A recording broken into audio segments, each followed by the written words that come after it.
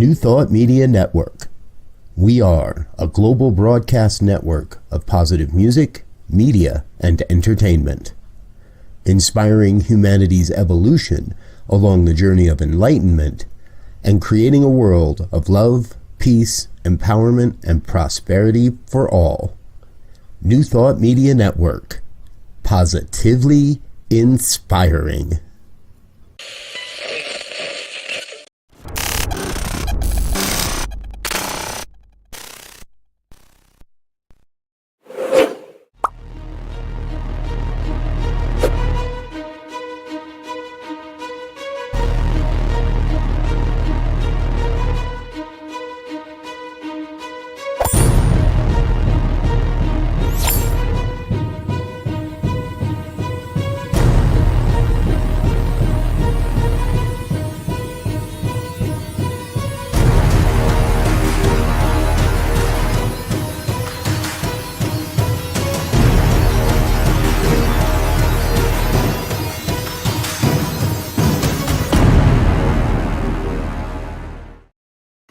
And hello again, dear ones.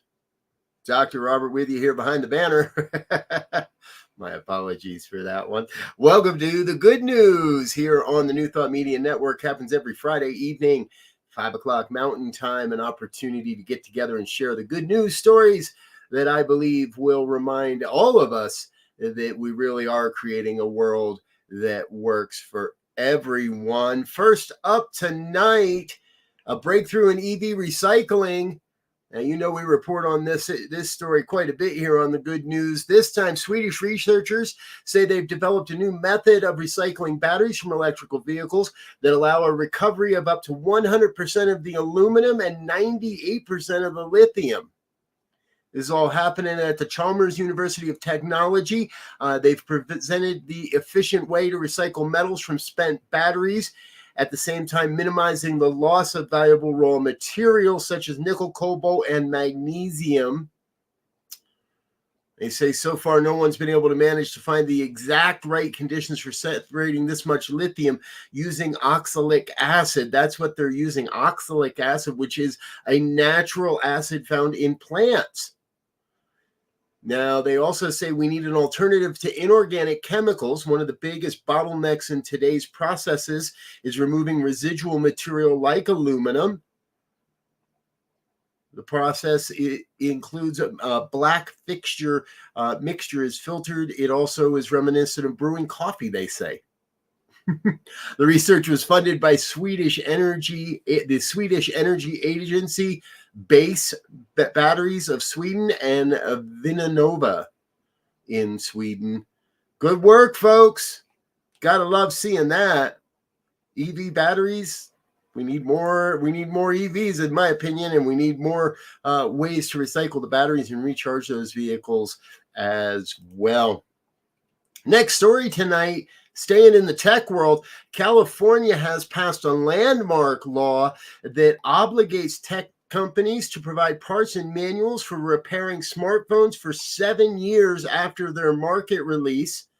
The California State Senate passed a bill, Bill 244, passed 65-0 in the Assembly and 38-0 in their state Senate.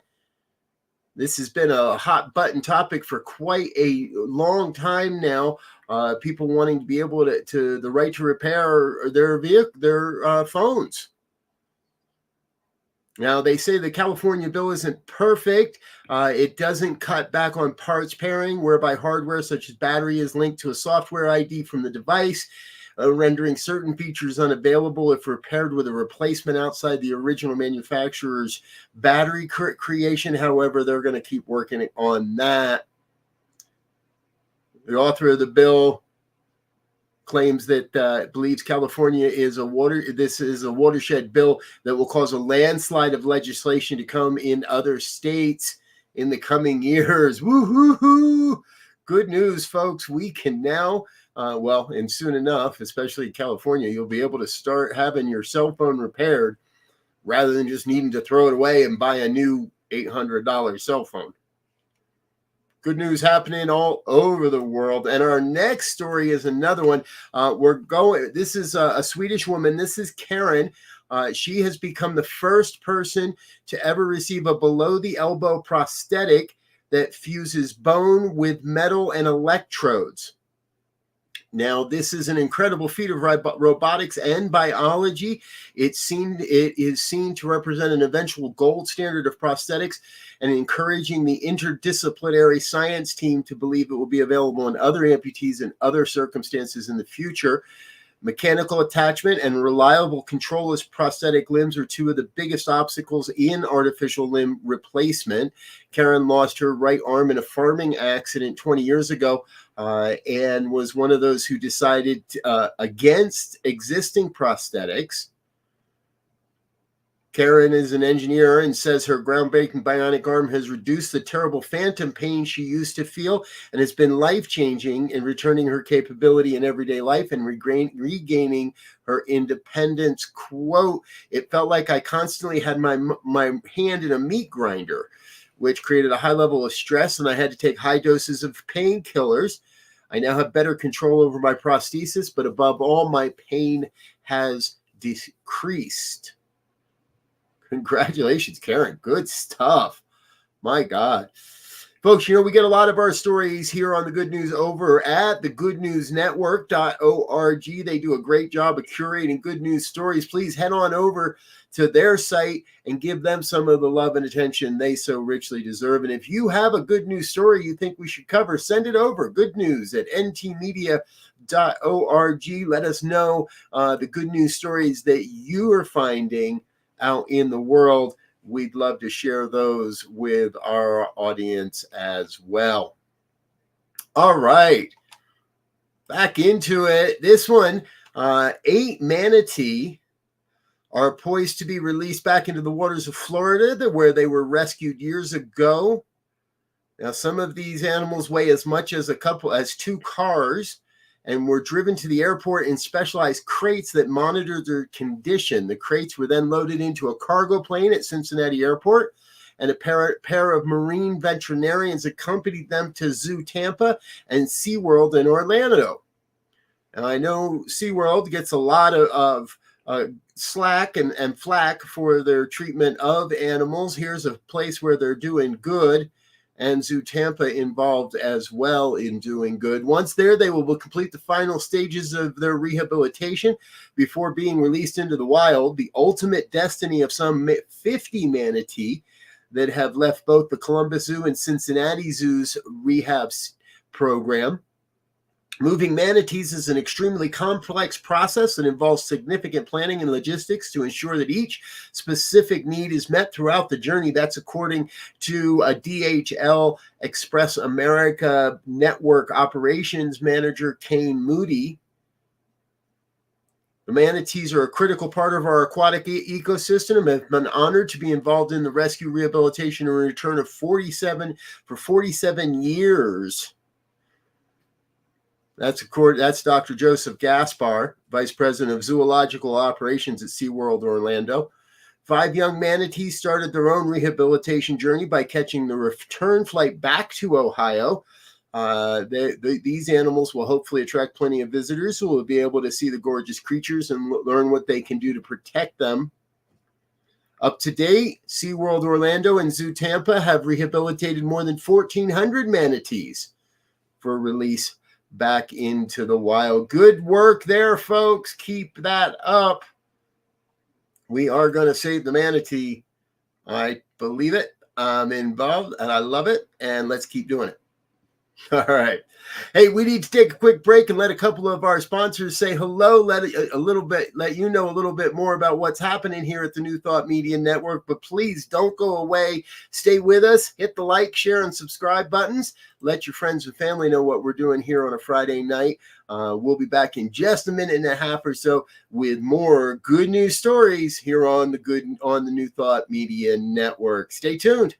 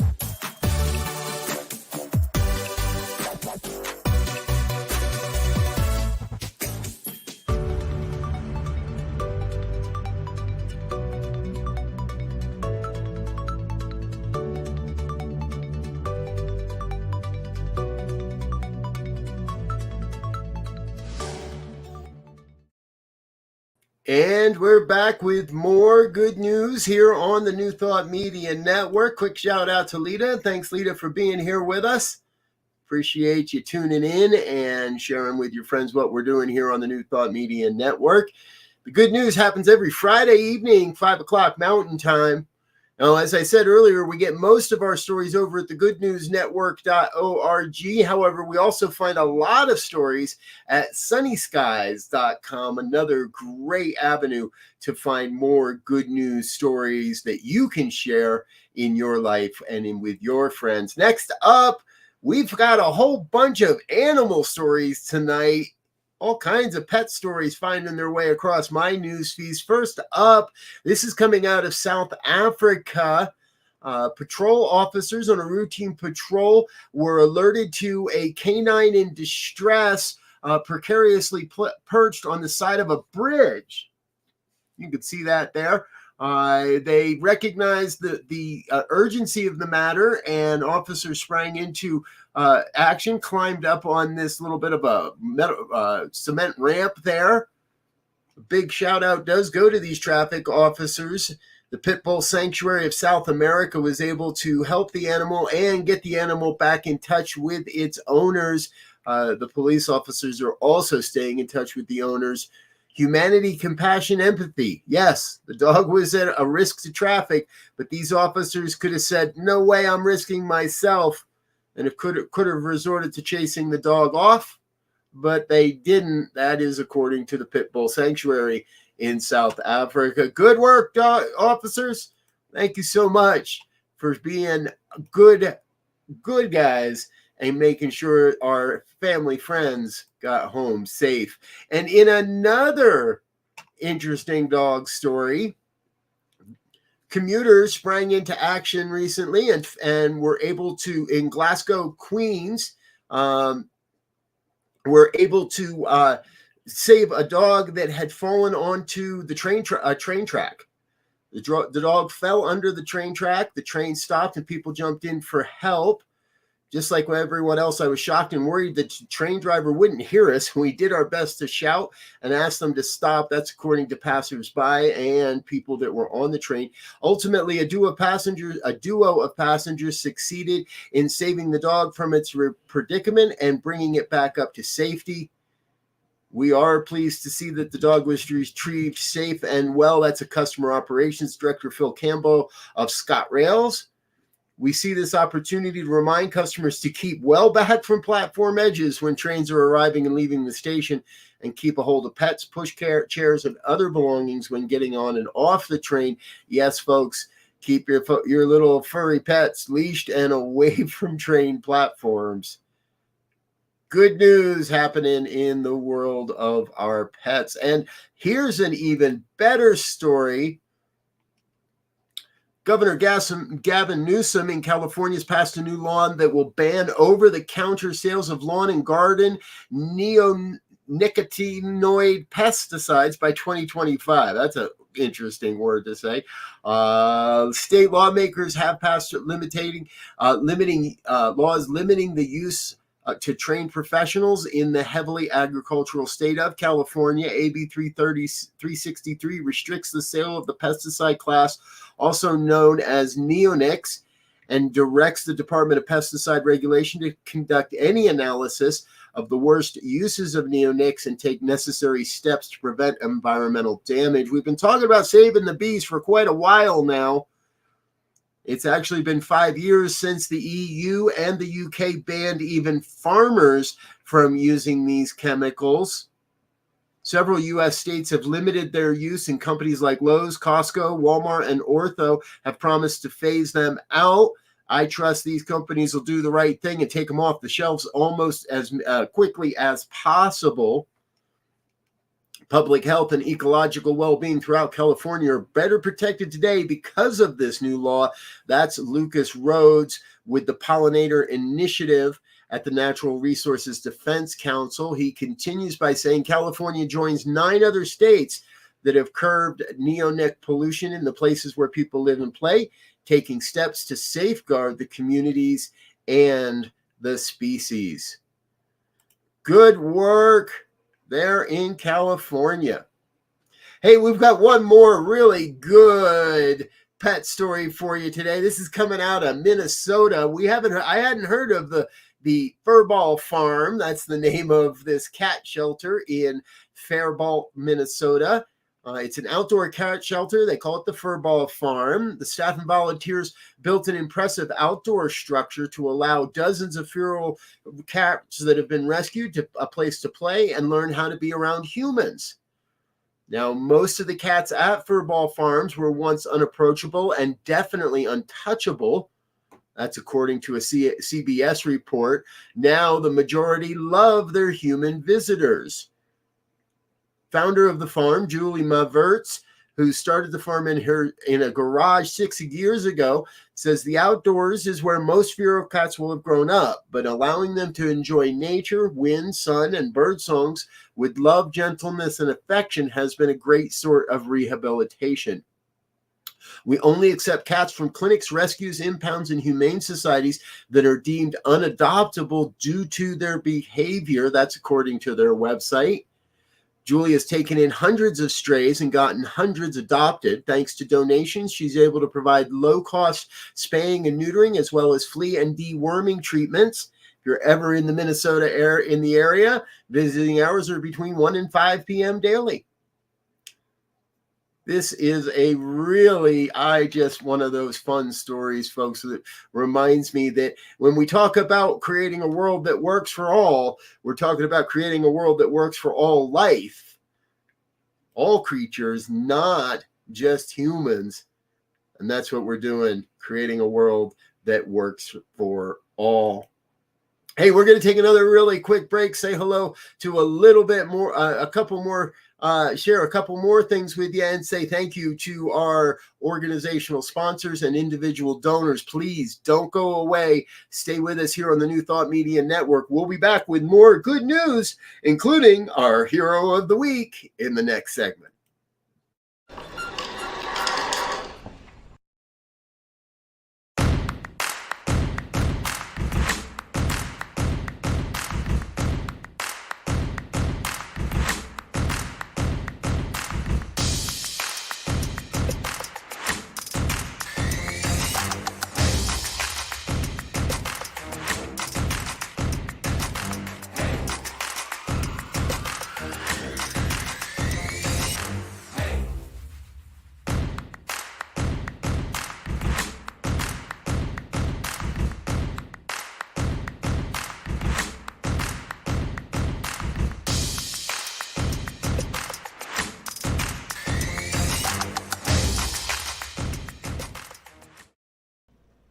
Please help us say thank you to our organizational sponsors, including the Hepperlin Foundation, Affiliated New Thought Network, International New Thought Alliance, Science of Mind Archives and Library Foundation, Center for Spiritual Living Denver, Center for Spiritual Living Midtown, New Thought Philadelphia, Planned Happiness Institute, Summit Center for Spiritual Living, One Heart Retreats, Center for Spiritual Living on the Lake, Unity Spiritual Center, Kitchener, Om Center for Spiritual Living, La Mesa, Satya Center, Center for Spiritual Living, North Jersey, Unity of Savannah, and Center for Spiritual Living, Seattle, as well as all of our individual donors. Thank you for making New Thought Media Network a place to be. Please come be you. And remember, like, share, and subscribe. New Thought Media Network, positively inspiring.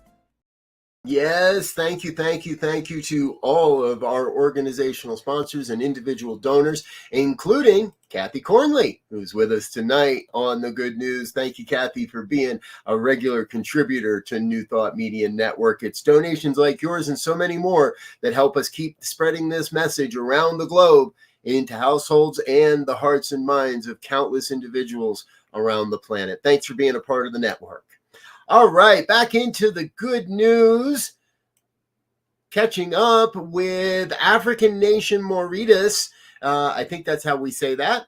They have overturned a long-standing colonial-era law criminalizing same-sex relationships. The country's Supreme Court, in a landmark ruling on Wednesday, declared Section 250 of their criminal code, which dates all the way back to 1898, as unconstitutional. This abolished law has previously threatened individuals with up to 5 years in prison for engaging in same-sex relationships. The Supreme Court decision emphasized that this law did not align with the values of indigenous people in the country, but has a vestige of the nation's colonial history and British colonialism. The journey towards this historic repeal began in October of 2019 when four young people, members of the rights group Young Queer Alliance, filed a legal challenge against the anti-homosexuality law, citing its violation of their fundamental rights and freedoms. Now, this decision has received praise from the United Nations and numerous human rights organizations. UNAIDS, in a statement, welcomed Mauritius into the expanding list of African countries that are embracing human rights, including those of the LGBTQI individuals. Mauritius now joins other African nations such as Angola, Botswana, the Seychelles, and Mozambique in either decriminalizing or outright legalizing same-sex relationships. Thank you, dear ones. Congratulations and good news on the human rights front there, folks. Hey, this next story caught my eye, and I heard this story in passing and then went and found it online as well. Turns out that we've been led to believe that carrots are good for our eyesight. Well, that's not wrong, but carrots have a new companion. In a new study, just a couple handfuls of grapes per day for 4 months was enough to improve key markers in eye health in older adults. As you get older, eat more grapes. Now, this could be due to the fact that in a lot of degeneration of the eyes is from oxidative stress, and the grapes are high in antioxidants. The research team from the National University of Singapore studied a group of adults who consumed either 1.5 cups of grapes a day or a placebo for 16 weeks. The grape eaters showed a significant increase in macular pigment optical density, plasma antioxidant capacity, and total phenolic content compared to those on the placebo. Furthermore, those who did not consume grapes saw a significant increase in harmful ocular advanced glycatic end products. There's another great word to learn for the week. High levels of which are a key risk factor for eye disease, along with oxidative stress. Based on the double-blind study, it would look like eating grapes is a really good idea for every one of us. All right, let's go grab some grapes. Be a really good idea for the weekend. What do you think, folks? All right. Hey, here's another one. We followed this story before. I want to introduce you to Chuck Feeney. Now, Mr. Feeney's philanthropic endeavors, orchestrated through the Atlantic Philanthropies, anonymously dispensed over $8 billion in grants across 5 countries. Bill Gates hailed him as the ultimate example of giving while living. I had one idea that never changed in my mind, that you should use your wealth to help people. That's Feeney himself, written in his biography. Try it. You'll like it, he added. It's much more fun to give while you're alive than to give when you're dead. Feeney's humble beginnings during the Great Depression, growing up with Irish-American parents who instilled strong values and a strong work ethic, never left him, even as he achieved great success in the business world. Feeney made much of his fortune after co-founding Duty Free Shoppers. It's a chain of duty-free airport stores specializing in luxury goods. You may have shopped there or seen some. Feeney made in 1982, Feeney and his family established the Atlantic Foundation and later transferred all his business assets to that foundation. By the time the foundation was dissolved in 2020, Atlantic had disbursed over $8 billion in grants, primarily in regions such as the United States, the Republic of Ireland, Britain, Northern Ireland, Australia, South Africa, Vietnam, Bermuda, and Cuba. According to Forbes, FEME gave $3.7 billion to education and more than $870 billion to human rights and more than $700 billion in health. Mr. Feeney passed away recently. We want to share and we want to honor him and the life and his life of giving. All right, next up, folks, our hero of the week.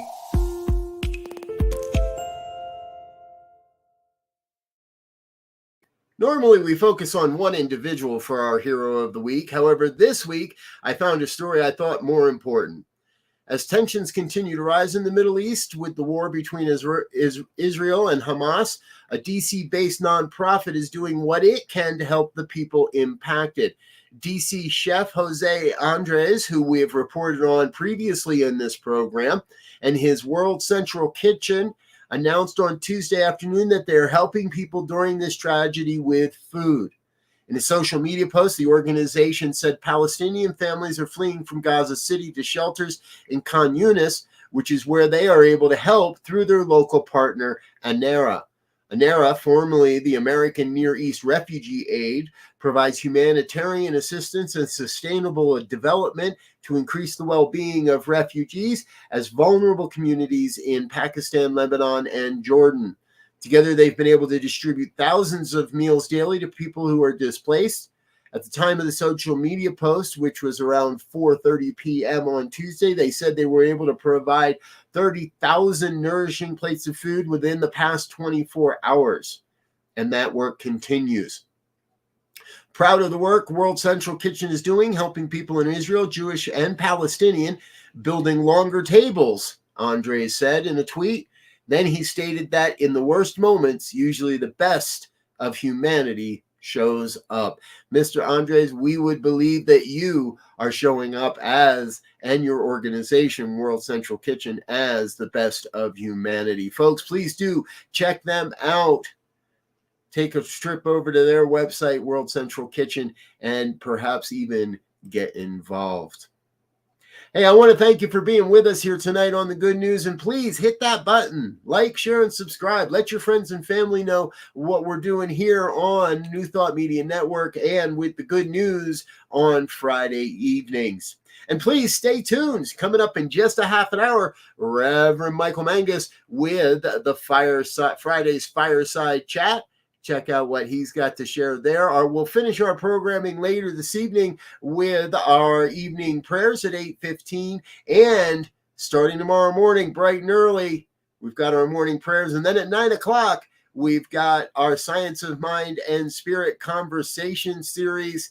That's at 9 a.m. Mountain Time. Come join us, learn a bit more about the science of mind. And our presenter tomorrow, the Right Reverend Dr. Tracy Brown. Again, I want to thank you for being with us tonight, folks. Hope you're having a great Friday and enjoy your weekend. Until next time, I want to wish you peace and richest blessings. Bye now.